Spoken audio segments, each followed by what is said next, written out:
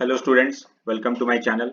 Solve करते हैं concept of physics के वेव मोशन चैप्टर से सब्जेक्टिव एक्सरसाइज का question number 27।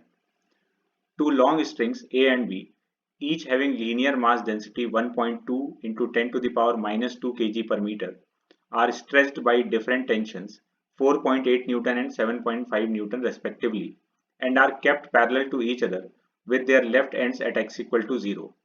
Wave pulses are produced on the strings at the left ends at t equal to 0 on string A and t equal to 20 millisecond on string B. When and where will the pulse on B overtake that on A? Situation ये है कि दो long strings है और दोनों का linear mass density equal है, μ1 equal to μ2 value दिया हुआ है। दोनों में टेंशन डिफरेंट है, T1 4.8 न्यूटन A में और T2 7.5 न्यूटन B में। दोनों के लेफ्ट एंड पर वेव पल्स जनरेट किया गया है, A में t इक्वल टू 0 पर और B में 20 मिली सेकेंड्स के बाद, T0 equal to 20 milli seconds. तो इसमें इनिशियली t इक्वल टू 0 पर जनरेट किया गया और इसमें 20 मिली सेकेंड्स के बाद। तो हम लोग को बताना है कि जो B में पल्स जनरेट किया गया है वो A के पल्स को कब ओवरटेक कर लेगा, मतलब कब दोनों सेम पोजीशन पर पहुंच चुके होंगे। स्टार्टिंग पोजीशन को x इक्वल टू 0 कंसिडर किया गया है। तो सॉल्व करते हैं हम लोग। मान लेते हैं कि दोनों पल्स t टाइम के बाद मीट कर रहा है एट अ डिस्टेंस x। तो यहां से x डिस्टेंस आगे आफ्टर टाइम t दोनों मीट करने वाला है। t हम लोग काउंट कर रहे हैं जब पहला पल्स यहां जनरेट किया गया था वहां से, t इक्वल टू 0 से t टाइम के बाद ये दोनों मीट करने वाले हैं। पहले वाले स्ट्रिंग में वेव का जो स्पीड होगा v1 is under root t1 by μ1, values put कर देंगे 20 मीटर पर सेकेंड। दूसरे वाले स्ट्रिंग में वेव का speed under root t2 by μ2, इसका वैल्यू आ जाएगा 25 मीटर पर सेकेंड।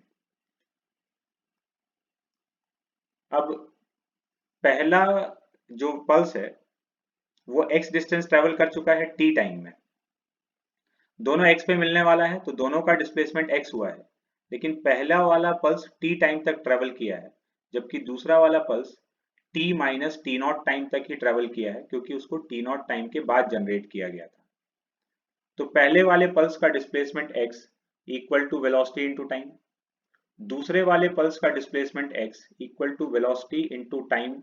यहाँ टाइम t माइनस t0 हो गया, क्योंकि उसको t0 टाइम के बाद जनरेट किया गया था, तो उसको ट्रैवलिंग टाइम मिला t माइनस t0। इक्वेशन 1 और 2 से x को इक्वेट कर देते हैं, तो v1 into T equal to v2 into T minus t0। v1 का वैल्यू v2 का वैल्यू पुट कर देंगे, तो यहां से हम लोग को टाइम का वैल्यू मिल गया 5 t0। t0 का वैल्यू 20 मिली सेकेंड था, तो टाइम आ गया 0.1 सेकेंड।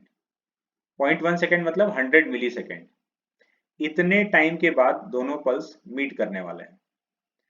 किस जगह पर डिस्टेंस पूछा था, तो x equal to v1 into T, पहले इक्वेशन में वैल्यू हम लोग पुट कर देंगे, तो v1 का वैल्यू 20 और टाइम का वैल्यू 0.1, तो x इक्वल टू 2 मीटर। तो स्टार्टिंग पॉइंट से, मतलब जो लेफ्ट एंड है स्ट्रिंग्स का, वहां से 2 मीटर आगे 100 मिली सेकेंड्स के बाद ये दोनों पल्स एक ही लोकेशन पर पहुंच चुके होंगे।